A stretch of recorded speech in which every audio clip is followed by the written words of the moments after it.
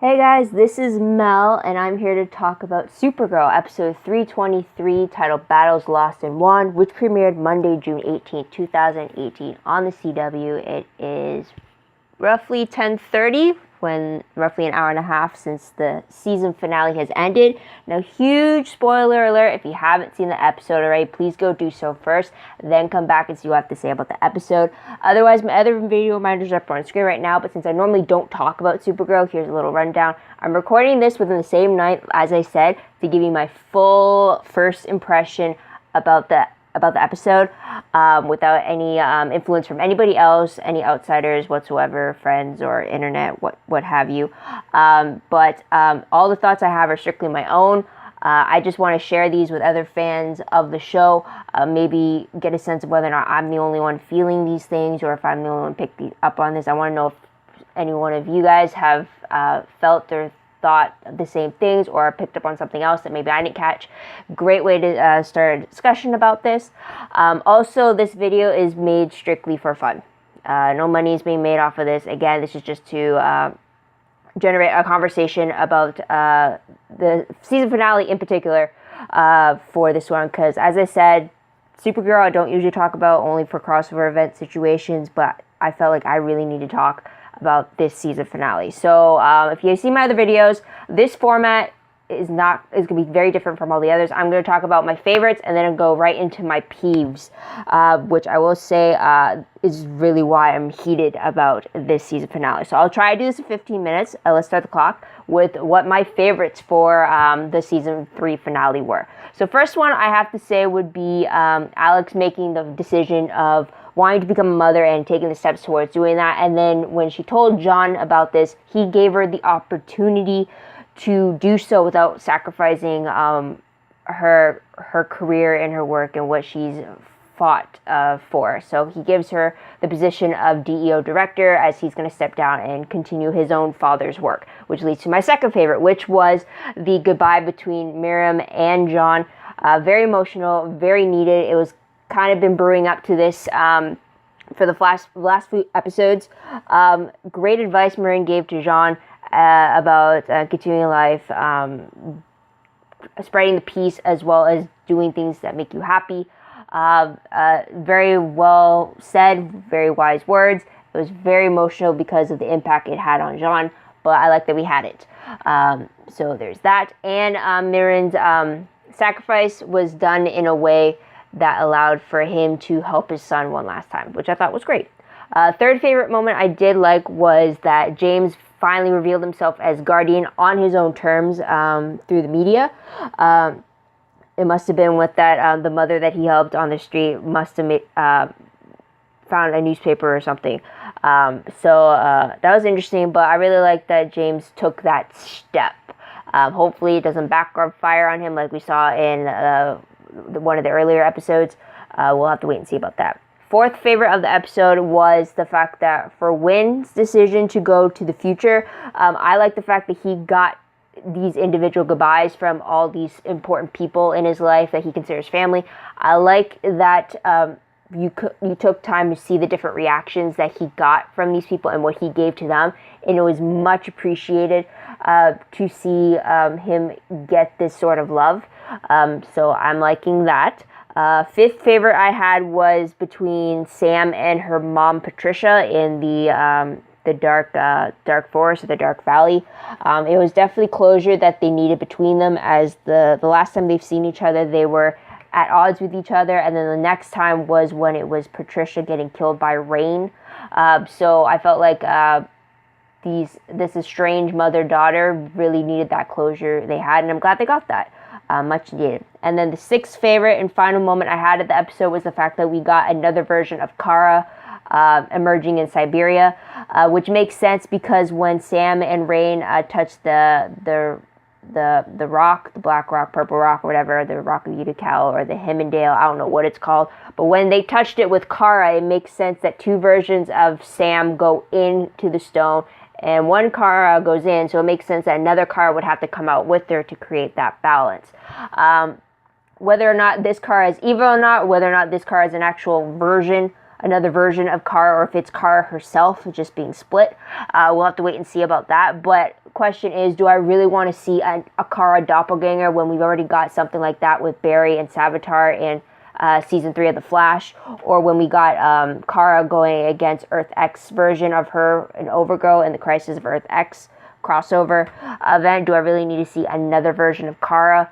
Is she supposed to be like a time remnant type of deal that we got with Savitar? I don't know, but I like that was the cliffhanger ending for the season finale. Now, moving on to my peeves. This is what really convinced me to make this video, because I pretty much thought, what the fuck, after many of these points. So the first major what the fuck moment I'm gonna say, and excuse my language because it's really pissed me off, but I hate the fact that Winn and Mon-El need to go to the future to save it, because that just makes absolutely no sense to me. And with this show, with the Arrowverse, time travel it drives me nuts every time it happens, because none of the usual rules apply, and it's like carefree, willy-nilly. You could change the future, change the past, whatever, and it's not going to have any disruption whatsoever. I hate that so much, because that's not how it works.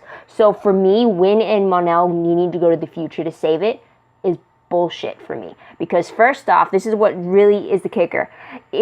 First issue is that if you take Winn out of the time he's supposed to be in, so if you take Winn out of 2018, that already disrupts the future, because he's not there to do what he's supposed to do. That makes it so great in the future. I mean, Winn is supposed to be create this groundbreaking technology that's supposed to be revolutionary in the future, right? That's what the original timeline says.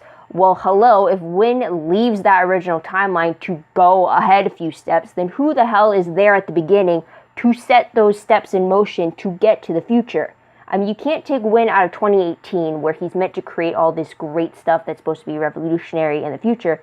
You're not supposed to take him out of that time to save a future if he's not there to create it in the first place. Like, you know what I mean?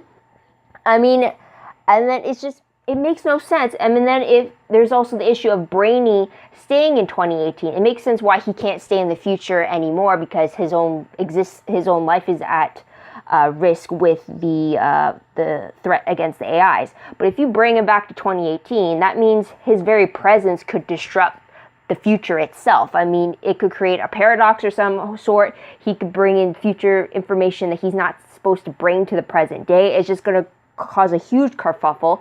The only thing that would make sense is if Brainy was left in 2018 in a comatose sleep, or in an induced sleep, like originally when he was first brought to the present day. Then okay, at least then his own existence isn't disrupting the timeline. But yeah, no. Brainy's insertion into 2018 is going to disrupt it, and Winn leaving 2018 is going to disrupt the future even more. He maybe would alter it completely. So that's an issue right there that I have. Another issue I've had, and I've had it continuously throughout this season, is the fact that Mon-El has to go back to the future because the future needs saving and it needs him to do it. Well, the whole issue I had was that, well, if Mon-El went to the future, and he went to the future, and he didn't just go a few years. He went to the 30th century, which that time has the very means to time travel. So if Mon-El first went to the future, then why the hell didn't he use that technology to immediately come back to 2018? Why did he have to spend 7 years there before he originally went back to the creation of time and spent those 1,000 years underneath the rock in a coma until he waited the time to wake up? I mean, it makes no sense. It's not like if Mon-El had went to the past and he got stuck in the past because technology wasn't advanced enough for him to time travel to his own time. It wasn't like that. If that was the case, then okay, it makes sense why he couldn't return to Kara the moment that he left her. But then he went to the future, and then why the hell does he stay there when he could have easily had access to the technology to send him back to his own time? I mean, it makes no sense, because essentially, how can Mon-El be in the future when that is not even his own time? 2018 is his time. I mean, hell, you can even argue that 30 years ago in the past, when the destruction of Krypton first happened, that was Mon-El's time, because he got stuck in the wormhole that kind of had him in sleep for the last 15 years or so, like Kara did, which meant he didn't age. And for him, it seemed like the destruction of Krypton was just days ago, when in reality it was years. So it's like the whole idea of, like, I like the fact that when Mon-El came back from the future, he was more mature, he had more experience, he had more of an understanding of what it means to be a hero. It just completely boggles my mind that if he was in the future, why couldn't he just time travel immediately after figuring that out to 2018 so that he wasn't separated from Kara? I mean, he didn't need to be in the future if he had the means to get back to his own time, right? I mean, that pretty much argues the fact of what's happening on Legends of Tomorrow with Amaya, right? Amaya is taken out of the timeline of 1942. She's taken out and she gets to time travel all over to the future, to the past, what have you. And then because she has access to a time ship, she's able to go back to her time in 1942 as if she never left. Now, why the hell couldn't Mon-El not do that? I mean, yeah, they're on another multiverse Earth, but the concept is still the same among the Arrowverse, right? So it's just boggles my mind. Have no idea why. And also the fact that Mon-El has to go to the future pisses me off, because that completely ends the possibility of Kara and Mon-El reconciling and getting back together. Especially when we got a glimpse of them being together in Argo City in 322. Especially when it's this older, mature version of Mon-El. It bothers me so much. And then I'll leave it at that. My issue with the whole time traveling thing there, which again is brought to my second peeve, a huge one, is the fact that Kara went back in time to defeat Rain, since the first time she killed Rain, ended up killing Allura, Sam, and Mon-El because of Rain's reaction to her death.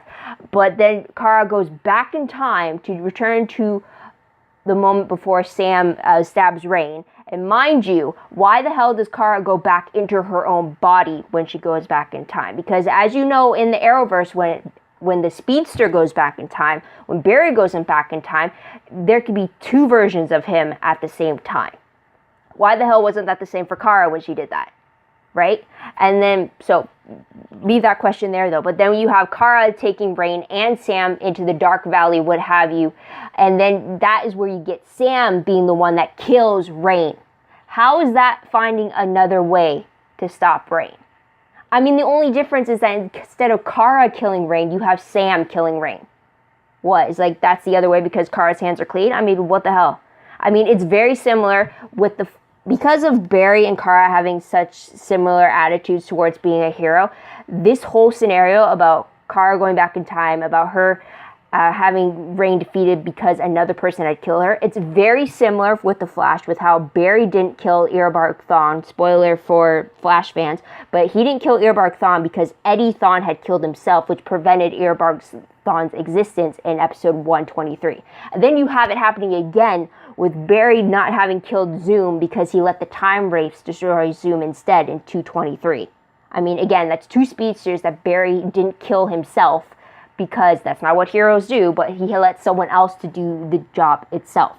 And then again, you have it a third time when Barry didn't kill Savitar in his final moments because Iris shot Savitar dead to save Barry in 323. I mean, how the hell... I mean, I don't get the refusal to kill when they're the hero. With Kara, she kept on saying that even for Rain, she refuses to kill. That's not what she stands for. Barry has said many times that we don't kill. That's not what we do as heroes, right? I mean, don't get me wrong, killing should be the very last option, no doubt about it.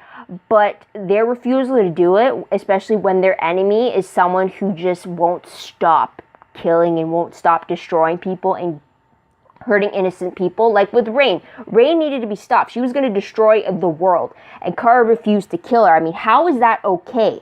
I mean, I get that she's a hero, but she would still be a hero if she killed Rain, because if Kara killed Rain, then Kara is sacrificing a part of herself that makes that decision to kill Rain. She is sacrificing a part of her that is going to be shouldering the burden and guilt that comes with ending a life. And by ending Rain and killing her, she is saving millions of lives from Rain's destruction. I mean, she would still be a hero by that. I mean, as a hero, you're supposed to make sacrifices for the greater good. And as a hero, deciding for Kara, if she decided to kill Rain, she is making a sacrifice for the greater good. She is making a choice to sacrifice a part of herself, a part of her that hasn't killed before, and now will be tainted if she took Rain's life. I mean, Barry has the exact same issue too, but I mean, it irritates me when they continuously keep saying that, no, I can't do it, especially when it comes to the major villains, where like the only way to stop them is to kill them, and then they just flat out refuse that, oh, I can't take this route. It's like, well, what the hell are you gonna do? I mean, it's like, why don't you take a page out of Oliver's book? I mean, at least he knows when you have to make those tough decisions and when they have to be done. And there's like no going back from it, right? And then even with Sarah and the Legends team too, they still have that conflict with how do you deal with these things, right? And at least then if you kill the major threat, you know they're not going to come back and bite you in the ass later on for letting them go free, right? So anyways, I'll leave it at that. Those two were like the major piss off, what the fuck peeved moments that I have. But moving on to number 3 peeve I had was the fact that at the very end of the episode, Sam was revealed to not be a Kryptonian anymore. And I don't get how that's possible, because then how do you explain her having Kryptonian powers during her face-off with Rain? Right? I mean, also, you would have to think that as a baby, Sam is a Kryptonian, and she just so happens to be born with that seed of Rain inside of her, which grew and festered over the years.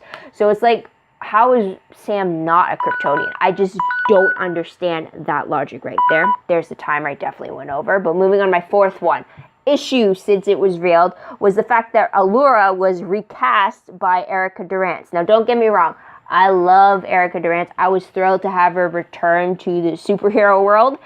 But I thought she was going to be playing maybe a younger version of Allura. Or maybe a younger version of Allura. That's the only way I could have it make sense for me. And yet instead you have her play Allura from pretty much the same Allura from season 1 of Allura that we knew. Because that version of Allura in season 1 was a much older version of her, and yet that's the version Kara last saw her as, and yet you're telling me that no, it's Erica Durance's version is the last version we saw her as? I mean, it's just character-wise, yeah, I can understand it, but visually, I can't. It's like, if you couldn't get the original Allura back to play her, why the hell bring her into the story to begin with? Or why not change it so that at least Erica Durance is actually a younger version of Allura and not the version that had sent Kara off somewhere? I mean, that doesn't make sense. For me, I'm all about continuity. Whenever a show recasts characters like that without any rhyme or reason to it, aside from the fact that the original actor wasn't available, it pisses me off, because you can't make it fit in the story. Because visually, it makes a difference. It's like, I can't get over the fact that, I know this character already. I've seen this character so many times in season 1, and you have a different person playing her. I don't know. For me, it just pisses me off. But Erica did a fantastic job of playing Allura, as well as season 1's portrayal of Allura by... Shoot. I didn't have her name out. Hold on. Being played by... Laura Bernanti, I think. Hopefully. Name's up on screen anyways. I think it was Laura. Yeah. Right? So it's just, I guess it's one of those mixed things. For me, it really messed with me, and I really didn't like the fact that they recast a previous and important character too, right? But I loved Erica's version of it too, so I guess that makes up for it. But because she survived in the finale, maybe we'll see her again.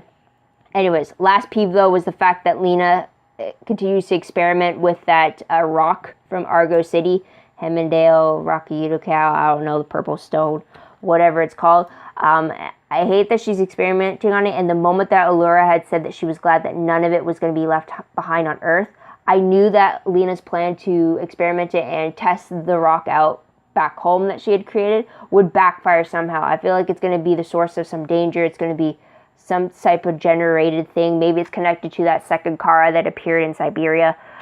Who knows? We have to wait for season 4 about that. And speaking about that, though, season 4 news, I went and checked just because of how some characters ended off in the finale. I checked, and Jeremy Jordan, who plays Win, he got downgraded to recurring role, so we don't get to see Win every episode, which I'm completely bummed out about. However, to replace that, we get Jesse Rath, who plays Brainy. He got upgraded to series regular. So I guess Win and Brainy really do switch spots in a sense. Also, I found out that Chris Wood, who plays Monel, he's leaving with no return set in sight at the moment. An article said by executive producer Robert Rovner says that we love working with Chris, so we'd love to have Monel back someday if the story takes us there and if Chris is available. So apparently Chris was only supposed to be on the show for 2 seasons. I did not know that whatsoever. And that just completely bums me out because I was really liking the mature version of Manal. I was really liking where his character was going. I was hoping he would stay, but I guess they can't have Kara be happy within a relationship without it ending tragically. So they had to rip that away by taking Monel to the future again. So there's that. So with that said, we're about a month away from San Diego Comic-Con. We'll probably learn more about Supergirl Season 4 then. But my hope with that is that they don't reveal who the Season 4 major villain is going to be. I hope they don't reveal it like they did with Season 3 with Sam and Rain. They revealed it right at Comic-Con. It's like there was no mystery whatsoever. I knew automatically in the moment that Sam appeared on screen that she was going to be Rain. She was going to be the major villain. So I hate that. I mean, they should really take a page out of Arrow's book where their major villain is kept masked by...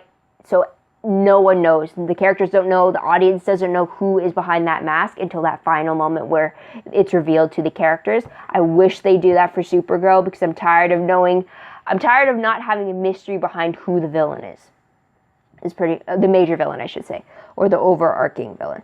I also hope that we get to see more of Superman. I mean, we only got 4 episodes with him last year in Season 2.